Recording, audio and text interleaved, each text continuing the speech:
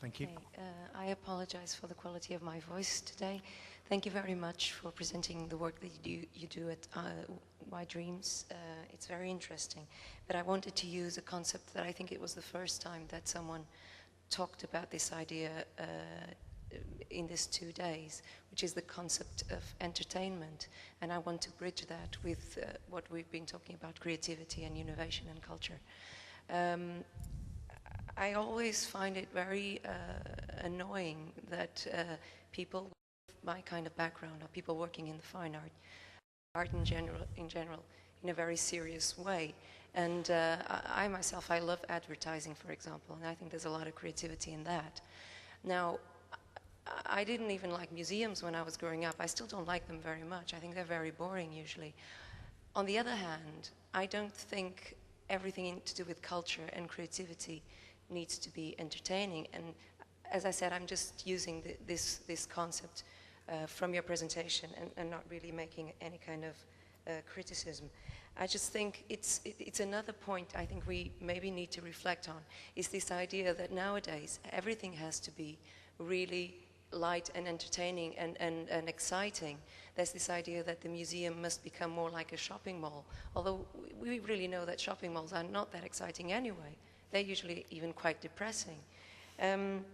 So my point is to do with art may need to lighten up in certain ways, but on the other hand, we need to take care that, for instance, this is a very new phenomena to do with cultural tourism of towns. Like the last person asked this question about cultural policies for kind of selling cultural tourism in cities.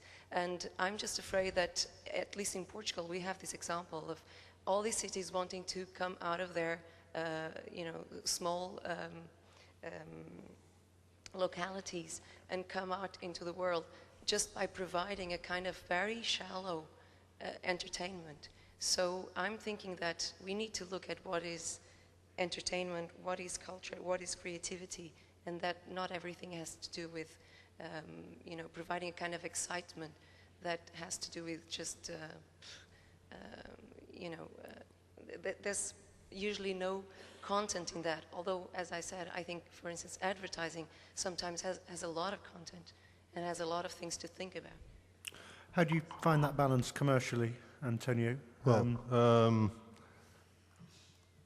Well, first of all, everything we do, not everything we do at Why Dreams is entertaining. I mean, most of the science museums, we are not trying to entertain people. We are trying to teach people, and sometimes through artwork. But in general, being in a company is great because you see what people really like. And people are the ultimate voters. And that's one of the great democratic things that exists in the private world. You have to survive, you have to have revenues, and this is based on the people's willingness to pay. And and we have to respect that. And I think one of the major problems is that most of the times we don't.